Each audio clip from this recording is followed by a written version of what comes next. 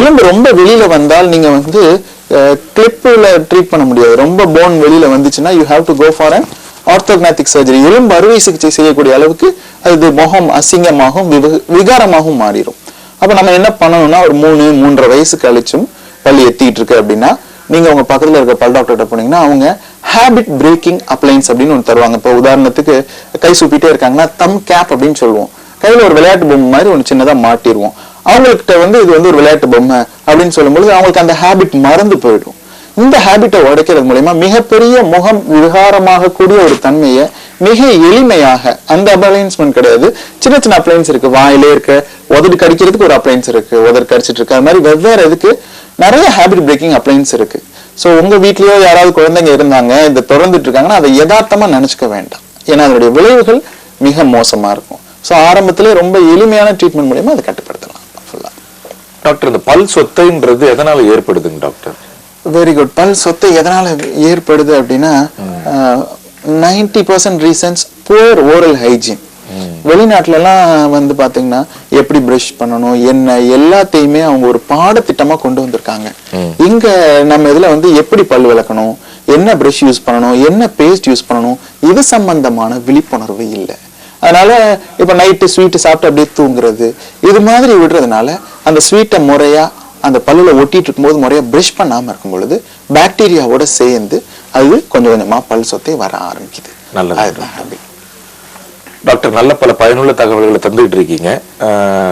நம்ம ஒரு சிறிய விளம்பர இடைவேளைக்கு பிறகு தொடர்ந்து நிகழ்ச்சிக்கு வருவோம். நேயர்களே, இப்போது ஒரு சிறிய விளம்பர இடைவேளை.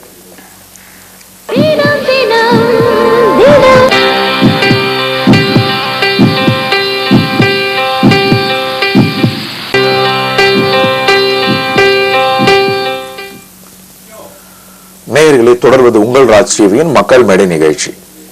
டாக்டர், இப்ப டங் கிளீனர், இந்த உலகத்துல டங் கிளீனர் வந்து யூஸ் பண்றோம், இது வந்து சரிங்களா?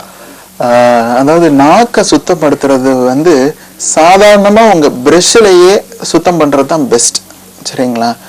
பொதுவாகவே இந்த மெட்டல் டங் கிளீனர் வச்சு சில பேர் நாக்குல ரத்தம் வர அளவுக்கு அப்படியே வரட்டுன்னு தேய்ச்சிட்டு இருப்பாங்க. This is not at all advisable. சரிங்களா? இந்த மெட்டல் டங் கிளீனர் வச்சு அந்த நாக்கை வரட்டு இழுக்கும் போது இருக்கக்கூடிய டேஸ்ட் பட்ஸ் எல்லாம் அடிப்படும் ஃபுல்லா. இது வந்து ஒரு ராங் பிரஷிங் ஹேபிட் ஃபுல்லா. ஸோ ஜென்ரலா டென்டிஸ்ட் வந்து மெட்டல்ல இருக்கக்கூடிய டங் கிளீனர் அட்வைஸ் பண்ண மாட்டாங்க. நாக்கை சுத்தப்படுத்தணும் அப்படின்னு நீங்க விருப்பப்பட்டீங்கன்னா உங்களுடைய பிரஷ் மூலியமாவே பிரஷ் பண்ணதுக்கு அப்புறம் ஜென்ட்லா நாக்குல பிரஷ் பண்ணுங்க. சரிங்களா? ஸோ பிரஷ்ல பண்ணலாம், நிச்சயம் பண்ணலாம், நிச்சயம், அதுவே போதும். இப்ப பாத்தீங்கன்னா பிரஷ்க்கு பின்னாடி கிளீன் பண்ற மாதிரி சில பிரஷஸ் எல்லாம் வருது. அது சரியா? அது பண்ணலாம், பட் ஹெவியா போட்டு தேய்க்க வேண்டாம். சரிங்களா? டம்ல போட்டு ரொம்ப அப்படியே ரத்தம் வர அளவுக்கு தேய்க்க வேண்டாம். சாஃப்டா பண்ணலாம். நல்லதுங்க டாக்டர். இப்ப கர்ப்பிணி தாய்மார்கள், பெண்கள் எந்த வகையான மாத்திரைகளை சாப்பிடுறதுனால பிறக்கக்கூடிய குழந்தைகளுக்கு பற்கள் வந்து மஞ்சள் நிறமா இருக்கு? Right, okay. இப்ப ஜென்ரலா பாத்தீங்க அப்படின்னா tetracycline group of tablets avoid பண்ணணும். சரிங்களா?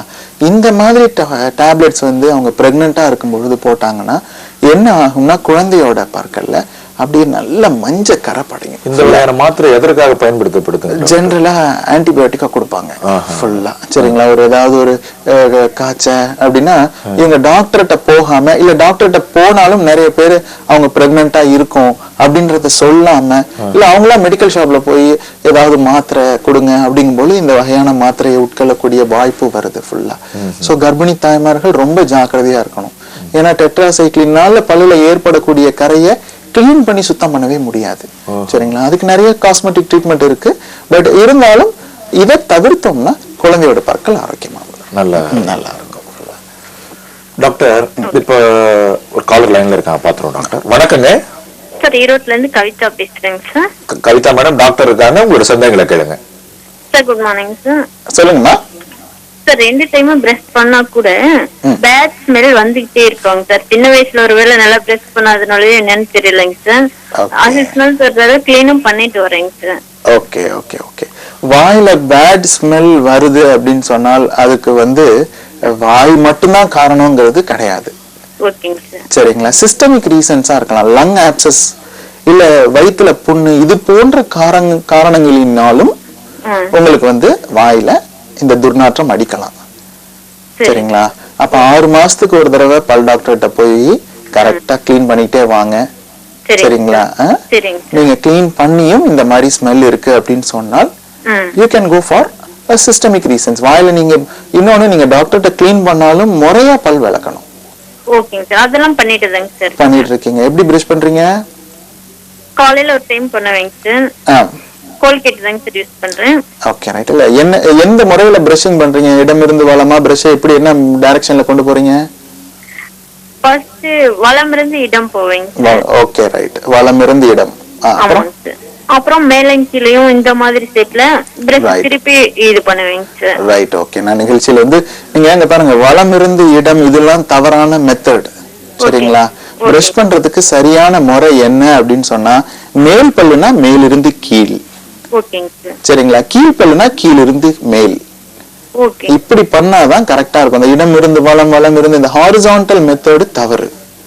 ஓகே. தனித்தனியா செப்பரேட்டா பண்ணுமா? ஏங்க செப்பரேட்டா கிடையாதுமா. இப்படி பட்டையா வச்சுக்கோங்க. டிவி ஸ்கிரீன்ல பாத்தீங்கன்னா உங்களுக்கு தெரியும். சரிங்களா? இந்த மாதிரி விளக்க கூடாது. மேல் பல்னா மேலிருந்து கீழ், கீழ் பல்னா கீழிருந்து மேல்.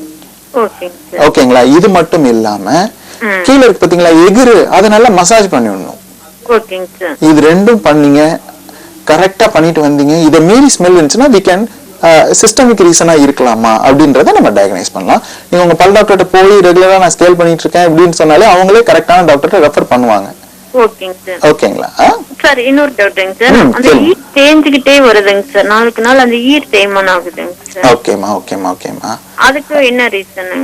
ஈர் தேஞ்சிக்கிட்டே வருது அப்படின்னு சொன்னா பல்லுக்கும் ஈருக்கும் இடையில ஒரு விதமான படலம், பச்சை கலர்ல ஒரு படலம் அப்படியே ஃபார்ம் ஆயிட்டே வரும்.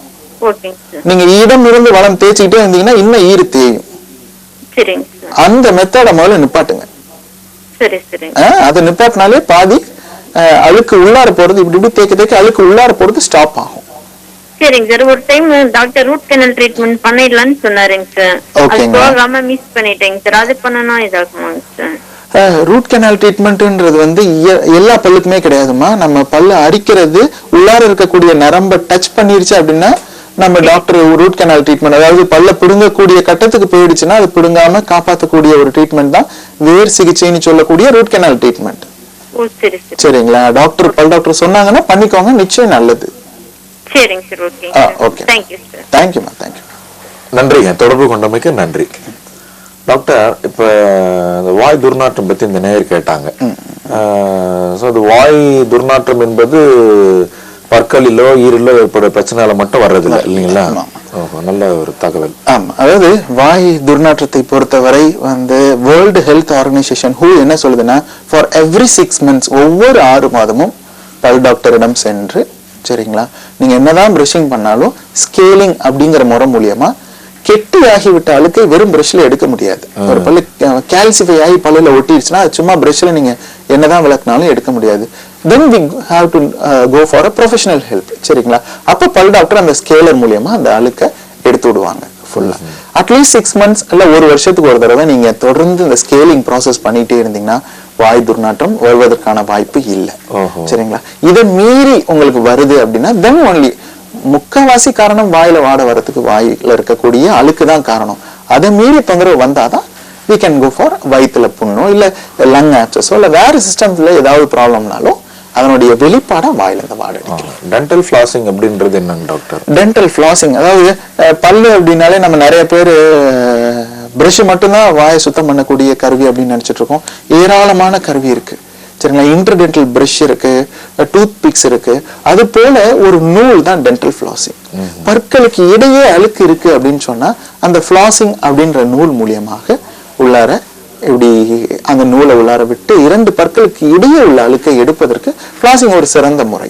சரிங்களா டாக்டர்? இதை கேட்டுட்டு இருக்கக்கூடிய பல நேயர்கள் வந்து பாத்தீங்கன்னா என்வி இது மாதிரி சிக்கன் மட்டன் இந்த மாதிரி உணவுகள் எடுத்துக்கிற போது பல் இடுக்குல மாட்டிச்சுன்னா ஹோட்டல்ஸ்ல கூட பாத்தீங்கன்னாக்கா அந்த ஸ்டிக் குச்சி வைக்கிறாங்க, இதை எடுத்து கிளீன் பண்றாங்க. இது சரியான முறையா? இதுக்கு முன்னாடி ஒரு நேயர் லைன்ல இருக்காரு, பாத்துருவோம் டாக்டர். நாம வணக்கங்க. Very good morning doctor. பேசுறேன் டாக்டர். கேளுங்க, உங்களோட சந்தேகங்களை கேளுங்க, டாக்டர் இருக்காங்க. ஆமாங்க.